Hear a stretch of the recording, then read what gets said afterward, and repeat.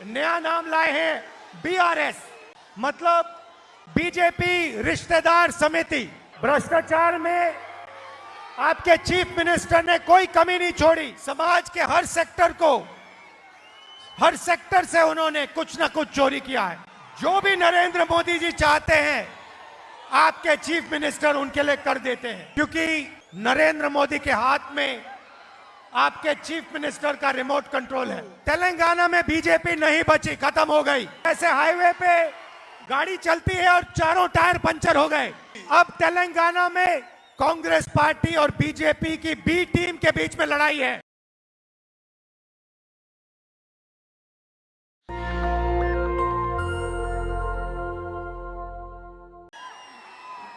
तेलंगाना एक सपना था, गरीबों का सपना, किसानों का सपना, मजदूरों का सपना, कमजोर लोगों का सपना।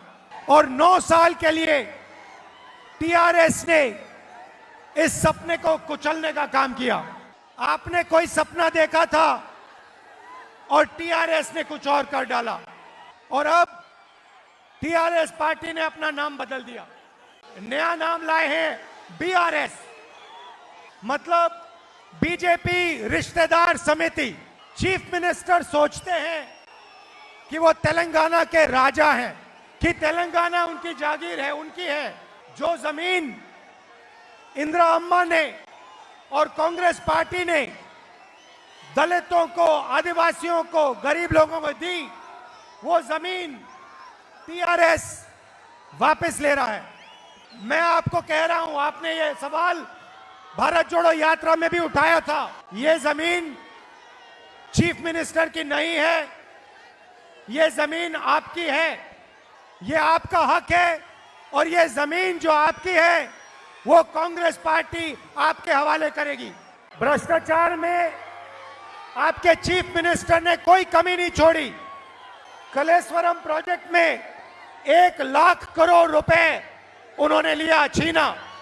धरनी पोर्टल के बारे में आपने मुझे भारत जोड़ो यात्रा के समय समझाया कि चीफ मिनिस्टर आपकी जमीन किस प्रकार से छीनते हैं। मिशन ककटिया में उन्हें जबरदस्त भ्रष्टाचार किया। समाज के हर सेक्टर से उन्होंने कुछ ना कुछ चोरी किया है। किसानों से, दलितों से, आदिवासियों से, युवाओं से, सबसे आपके चीफ मिनिस्टर ने धन छीना है। हमने पार्लियामेंट में बीजेपी के खिलाफ हम खड़े हुए, पार्लियामेंट में कांग्रेस पार्टी बीजेपी के खिलाफ खड़ी रही, मगर टीआरएस और आपके चीफ मिनिस्टर ने बीजेपी की बी टीम का काम किया। जब हमने किसान बिल का मुद्दा उठाया तो पार्लियामेंट में टीआरएस ने बीजेपी की पूरी मदद की। जो भी नरेंद्र मोदी जी चाहते हैं आपके चीफ मिनिस्टर उनके लिए कर देते हैं, क्योंकि नरेंद्र मोदी के हाथ में आपके चीफ मिनिस्टर का रिमोट कंट्रोल है। कांग्रेस पार्टी ने पहले वरंगल में रायतू डिक्लेरेशन किया, उसके बाद हैदराबाद में यूथ डिक्लेरेशन किया, और आज एक आपके लिए एक ऐतिहासिक कदम उठा रहे हैं। 4000 रुपए हर महीने सीनियर सिटीजन्स, विधवाओं के लिए पेंशन। ये एक और कदम है गरीबों की मदद करने का, वो हम आदिवासी भाइयों को देंगे। कुछ महीने पहले हम कर्नाटक में चुनाव लड़े, उधर भी एक भ्रष्ट सरकार थी, गरीब विरोधी सरकार थी। कांग्रेस पार्टी ने उस सरकार को परे कर दिया, हरा दिया। कांग्रेस पार्टी के साथ कर्नाटक में कर्नाटक का हर गरीब व्यक्ति खड़ा हो गया। एक तरफ बीजेपी और उनके अरबपति, और दूसरी तरफ कर्नाटक के किसान, मजदूर, दलित, आदिवासी, छोटे दुकानदार, माइनॉरिटीज, पिछड़े लोग सब एक साथ खड़े हो गए। और वैसे ही तेलंगाना में होने जा रहा है। एक तरफ आपके चीफ मिनिस्टर परिवार और उनके 10-15 अरबपति मित्र, और दूसरी तरफ तेलंगाना के सब गरीब लोग, दलित, आदिवासी, पिछड़े, माइनॉरिटीज, छोटे दुकानदार, किसान, मजदूर। इसीलिए तेलंगाना में भी वही होने जा रहा है जो कर्नाटक में हुआ। पहले कह रहे थे कि तेलंगाना में टीआरएस, कांग्रेस और बीजेपी के बीच में लड़ाई है। तेलंगाना में बीजेपी नहीं बची, खत्म हो गई।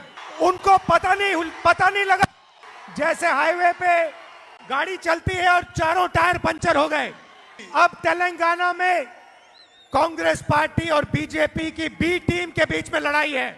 और जैसे हमने कर्नाटक में बीजेपी को हराया, वैसे ही हम यहां तेलंगाना में बीजेपी की बी टीम को हराने जा रहे हैं।